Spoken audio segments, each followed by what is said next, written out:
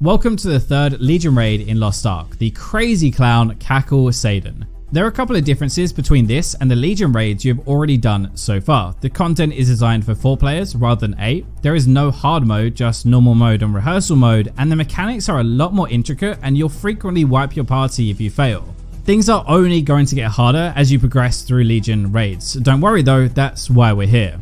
Now let's start with what you need to bring along for the fight. First of all, healing potions. Depending on how good your team's damage is, the fight will be longer and you'll have to heal more, but either way, bring your best potions.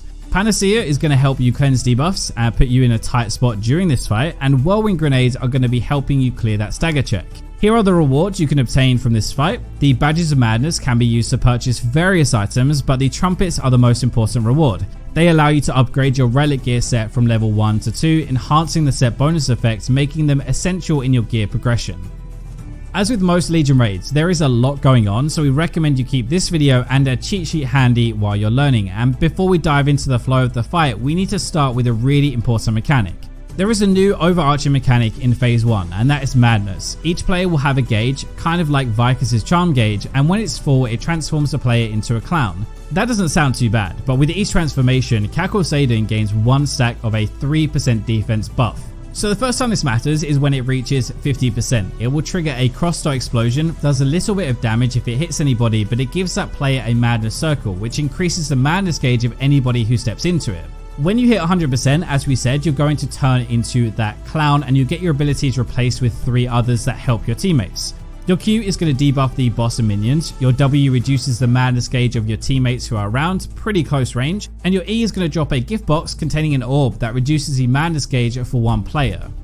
So let's go through the fight flow. At X130 it's going to be a stagger check, and beware of the purple shields as they reflect damage back to you. Around X110 you're going to be finding the first Saydon, reverse of the Medusa from Vicus. Everybody should look at the real boss after he splits into his clones.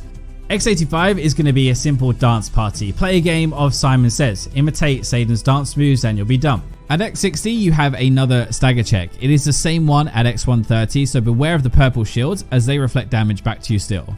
X50 is going to be roulette, max your card icon to the correct position in the roulette, and X30 is going to be the second Find Saydon. It's going to be the same as the previous one at X110, and then after that you just kill the boss.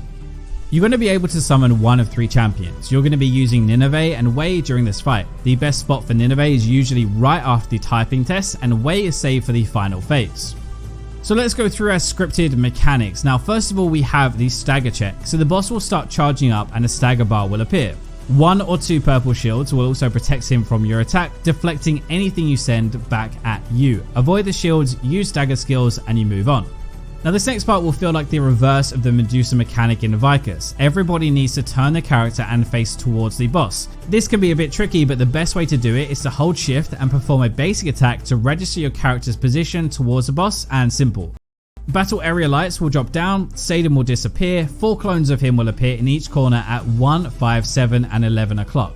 3 clones will do the same animation, and 1 clone will be doing a different one. When a player finds the one doing the different animation, everybody should look at that clone. Now there are actually only 2 animations you need to look for. To see it you need to look closely at his hands like we're showing you now. Saydon will perform a heart or the guns animation. Now here's the way we recommend handling the mechanic. So every player should be assigned a position before entering, and ping only if their clone does the heart animation. If the result is only 1 ping, it means that ping is the location of the unique animation clone. Everybody quickly redirects their character to face that ping. If 3 people ping, it means the area with no ping is the location of the unique animation clone, and everybody should quickly then redirect their character to face that area. Now remember that if somebody isn't looking at the real Saydon, it is instant death for them. And also lastly, be aware of the floating red orbs that are circling around each clone. If it touches a player, it gives you darkness debuff for 5 seconds, and you really need to be able to see for this part of the fight. You definitely don't want that. So now it's party time for some fun. You can guarantee that if one of your friends messes up this part, it will be a laugh for everybody. Just make sure you don't mess it up too much. It's definitely not going to be as funny the second time around. At 85 bars, curtains close, they reopen with everybody transformed into a clown, but this time 4 different skills appear for Q, W, E and R. Everyone should move to a card spot that matches their card. Look closely at the boss and imitate his moves. It's pretty simple. The one thing to keep in mind is that if Saydon turns his back to you and performs an animation, you must do any animation except that one that he is doing. At X60, it is your other stagger check. It's one more like you did before, just watch out for the purple shields and you'll be fine. So X50 is the roulette. Now once again, the curtains close, they reopen, you find a big roulette in the center of the arena with Saydon standing in the middle. All you need to do here is match your card with the roulette slice 3 times. With each roll, your card sign is going to change. One last thing to keep in mind, make sure you run out of the roulette after finishing your third card match because it will explode, dealing heavy damage, increasing your madness gauge too. X30 is your second find of Saydon. You did it before, just do it again and then give him a good beating to finish off the fight and you're done. Unfortunately, it's not quite that simple. Let's break down some of the more notable random attacks that can happen at any point during the encounter. We're not going to list everything here, so if you want a full list of all attacks and how to deal with them, check out our written guide on the site. Let's take a look at the card prism first. This mechanic is the hardest random mechanic in Gate 1. Saydon will summon a random card dice that holds random signs.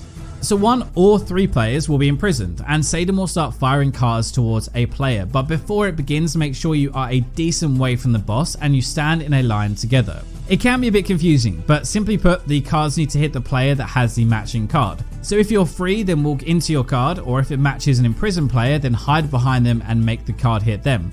If you get it wrong, then it will deal damage to them and fill the madness gauge, but if 2 or 3 cards fail, it's going to be a wipe. So let's break down both scenarios that can happen. So if 1 player is free and 3 are imprisoned, then the card dice suit and color is always the same as the free player, and the first card is always going to be that free player's card. The second card is always matching the same card color of the free player as well.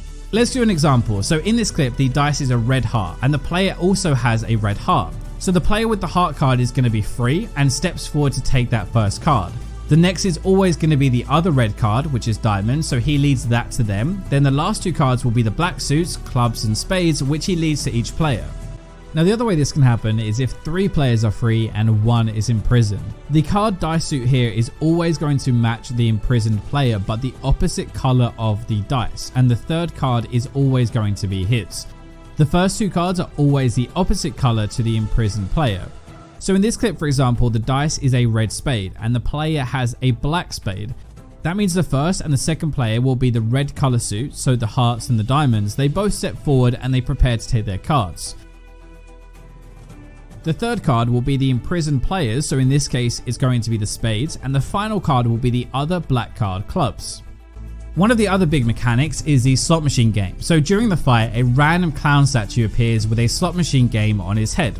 If it locks on a card suit, it will drop a card of the same suit. Now if it's taken by the player who has the same sign, it will greatly drop their madness gauge. If taken by the wrong player, you guessed it, it will massively increase their madness gauge. Just so you know, it can also drop a bomb that damages everybody nearby sometimes, so don't all hug around it. Another mechanic is match your card. So Saydon will raise his staff to summon a big circle that has the 4 card signs on it. You will need to stand in the correct spot to avoid getting damage and the madness gauge again. It can also happen twice in succession, by the way. The clown flame tower is another one where a 2-headed clown minion would appear randomly during the fight. It breathes fire as you'd expect from both heads while slowly spinning.